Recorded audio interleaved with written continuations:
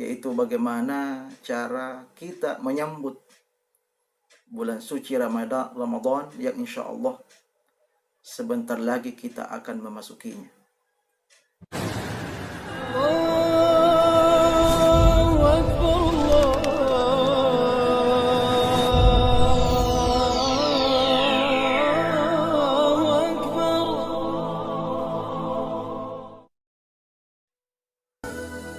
Bismillahirrahmanirrahim. Assalamualaikum warahmatullahi wabarakatuh.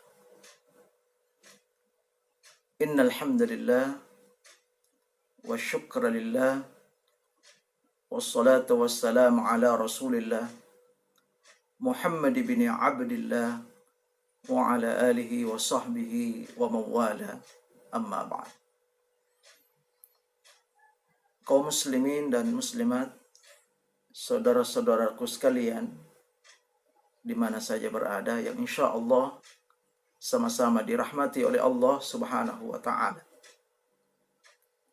Alhamdulillah, kembali kita panjatkan syukur kehadirat Allah Subhanahu wa Ta'ala, karena atas limpahan rahmat dan inayahnya, sehingga hingga detik ini kita semua masih tetap dalam keimanan dan keislaman kepada Allah Subhanahu wa Ta'ala. Salawat serta salam marilah kita sama-sama peruntukkan kepada junjungan Nabi besar kita, Nabi Allah Muhammad sallallahu alaihi wasallam. Kaum muslimin dan muslimat, saudara-saudariku sekalian yang sama-sama dirahmati oleh Allah Subhanahu wa Ta'ala. Insyaallah pada kesempatan kali ini kita akan lanjutkan kajian kita pada kajian pertama, yaitu bagaimana cara kita menyambut bulan suci Ramadan yang insyaallah sebentar lagi kita akan memasukinya. Pada kajian sebelumnya sudah dijelaskan bahwa cara menyambut bulan suci Ramadan yaitu dengan menanamkan rasa gembira di dalam hati kita. Jadi tanamkan rasa kegembiraan dalam hati kita. Gembira karena apa? Tentu gembira karena kita masih diberikan umur yang panjang oleh Allah, sehingga kita masih bisa bertemu dengan Ramadan, karena di dalam Ramadan penuh dengan kebaikan-kebaikan. Yang kedua, yaitu kita perbanyak berdoa kepada Allah Subhanahu wa Ta'ala,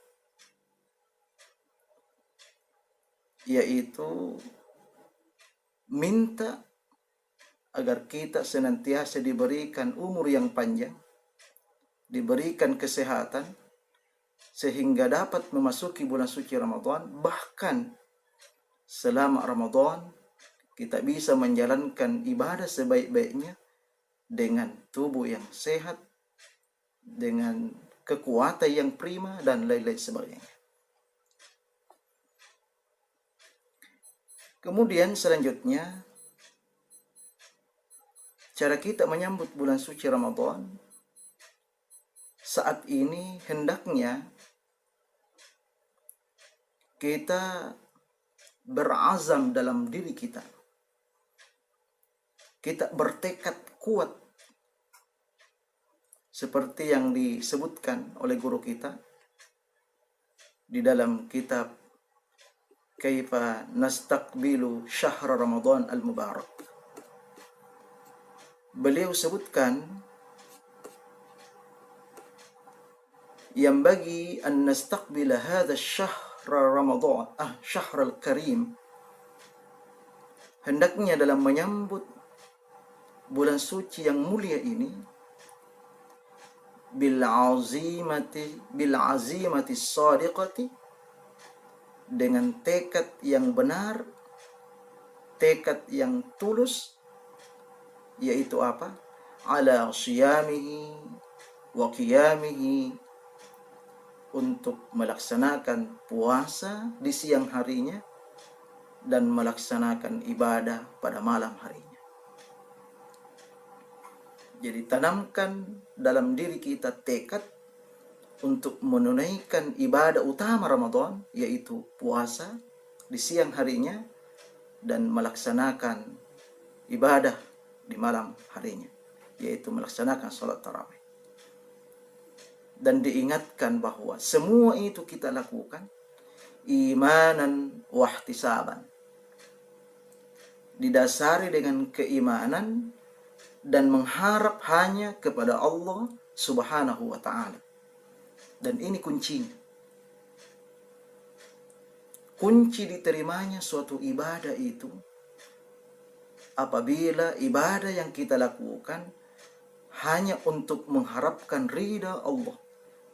Kita laksanakan semata-mata karena Allah Subhanahu wa ta'ala, semata-mata iman kepada Allah Subhanahu wa ta'ala. La taqlidan wa tabi'atan lil akharin. Dan diingatkan oleh guru kita di sini, jangan kita melaksanakan puasa atau melaksanakan ibadah-ibadah lainnya didasari dengan taklid. Ya. Jadi kita dilarang bertaklid dan mengikuti yang lainnya selain daripada apa yang telah dituntunkan oleh Rasulullah sallallahu alaihi wasallam. Dan bukan hanya itu, bukan hanya sekedar secara umum kita diperintahkan untuk puasa, tapi ditekankan lagi wa antasuma jawarihana anil atham, dan kita juga dituntut dalam berpuasa itu kita puasakan anggota badan kita anil atham, dari perbuatan-perbuatan dosa. Jadi puasa bukan hanya sekedar menahan lapar dan dahaga serta syahwat, tetapi kita dituntut untuk menjaga anggota badan kita ini dari perbuatan-perbuatan dosa. Minal kalamil muharram, ucapan-ucapan yang dilarang oleh agama, itu yang perlu kita jaga. Wan nazrul muharram, pandangan-pandangan yang dilarang, yang diharamkan oleh Allah. Wal istima'ul muharram, kemudian mendengar hal-hal yang diharamkan. Wal aklu wasyurb al muharram, makan dan minum yang diharamkan. Semuanya itu kita dituntut untuk mempuasakan anggota badan kita dari hal-hal yang dilarang oleh agama kita. Ini tujuannya apa?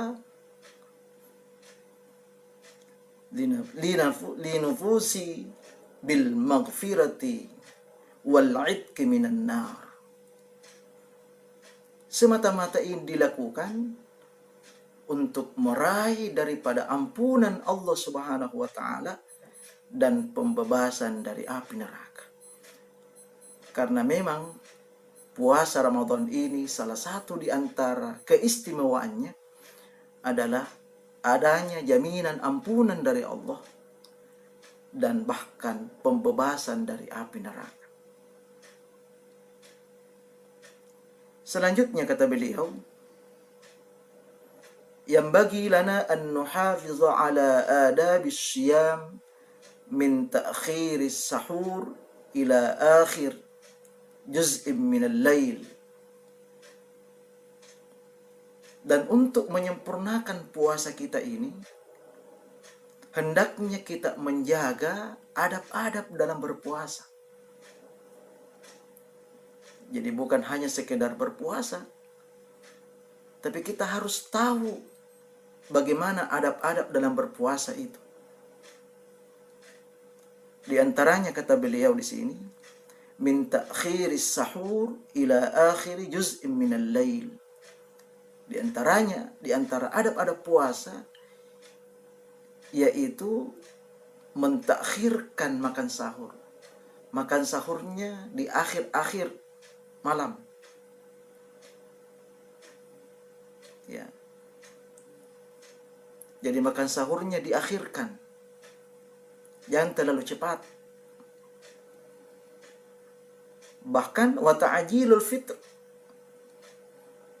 Bahkan